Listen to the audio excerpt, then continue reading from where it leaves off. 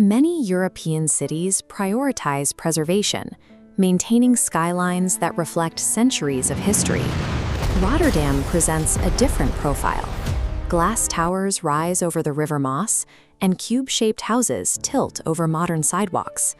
This radical aesthetic stems from May 1940, when the city's historic center was destroyed in a matter of minutes. The modern metropolis standing today was built entirely on the ruins of that event. Rotterdam began as a settlement built around a dam on the River Rotte, a landscape defined by unstable wetlands and frequent flooding. By the 19th century, rapid industrialization in Germany's Ruhr region created a massive demand for raw materials, requiring a reliable gateway to the North Sea. While Rotterdam was geographically well-positioned, the shallow, winding waterways of the Dutch Delta prevented large industrial cargo ships from reaching its docks. The solution was the new waterway, a straight, deep-water channel cut directly through the land to the sea. This engineering project triggered an economic explosion. The population surged to 500,000 by the First World War, as dock workers and migrants arrived to service the expanding port. By mastering its geography, Rotterdam moved beyond its status as a modest Dutch town to become the primary engine of European industry. This industrial prosperity was interrupted on May 10, 1940, when Nazi Germany invaded the Netherlands.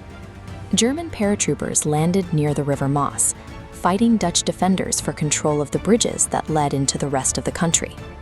After several days of resistance, German commanders issued an ultimatum, threatening the total destruction of the city unless it surrendered. On the afternoon of May 14th, German bombers appeared over the city center. In just 13 minutes, 158 high-explosive bombs fell on the city, alongside over 1,000 incendiary devices. The resulting firestorm lasted for days, incinerating centuries of urban history, warehouses, and shops. Over 800 people were killed. Tens of thousands lost their homes. Shortly after, the Netherlands surrendered. When the fires died, the center of Rotterdam was an empty landscape of broken foundations. The city faced a choice: painstakingly reconstruct the historic streets as they were, or design a new urban environment from scratch. While Amsterdam preserved its 17th century character, Rotterdam's planners chose to embrace wider roads and modern offices. The post-war years were gritty and unglamorous. For a decade, the city was a landscape of construction sites, temporary buildings, and recycled rubble. This hardship forged a specific civic identity, an ethos of action summarized by the working-class motto, "Stop talking, start building."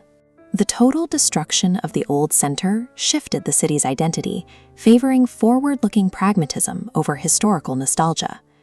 As the city center was redesigned, the commercial port began a simultaneous migration westward toward the North Sea. The rise of container shipping led to the construction of massive logistics complexes on artificial land, expanding the harbor's reach.